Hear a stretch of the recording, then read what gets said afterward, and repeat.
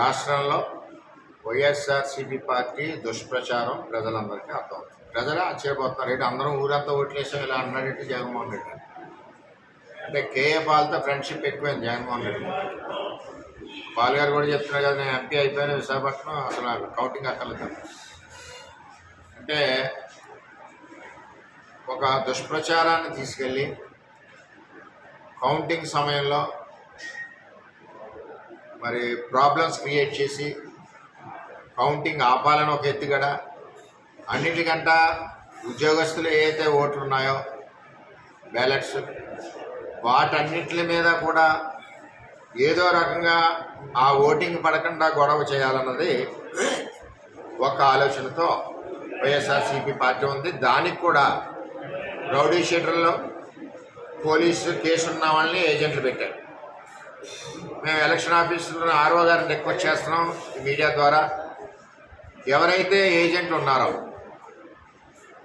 వాళ్ళ మీద ఏవైనా కేసులు ఉన్నాయా లేదా అన్నది అది స్ట్రిక్ట్గా ఎస్పీ గారు కూడా కింది స్థాయిని ఎస్ఐనిటే దానికి బాధ్యం చేసి రిపోర్ట్ పెట్టమని అడగవలసిందిగా ఈరోజే నేను కోరడం జరిగింది. ఎంచేదంటే పోలీస్ డిపార్ట్మెంట్ కూడా ఒత్తిడి ఉండడం వలన వాళ్ళు తీసుకోవట్లేదు. తెలుగుదేశం పార్టీ అవనండి, వైఎస్ఆర్సీపీ పార్టీ అవనండి, జనసేన అవనండి, బీజేపీ అవనండి, అటువంటి వ్యక్తులకి ఎవరికి కూడా బూతుల్లో స్థానం ఇవ్వకూడదు.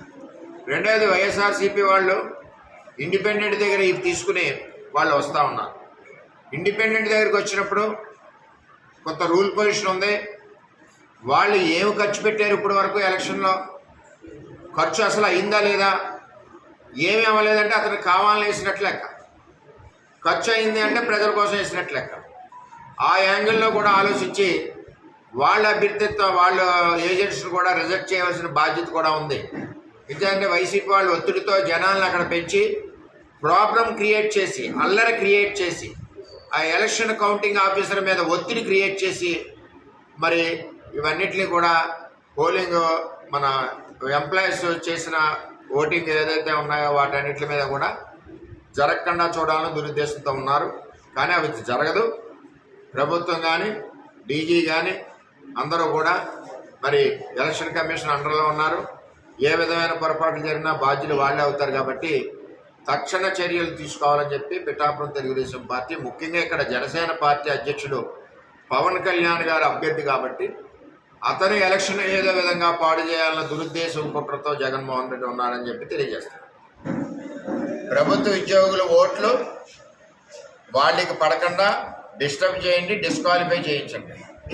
ఇది సజ్జల రామకృష్ణారెడ్డి ఇచ్చిన ఆదేశాలు.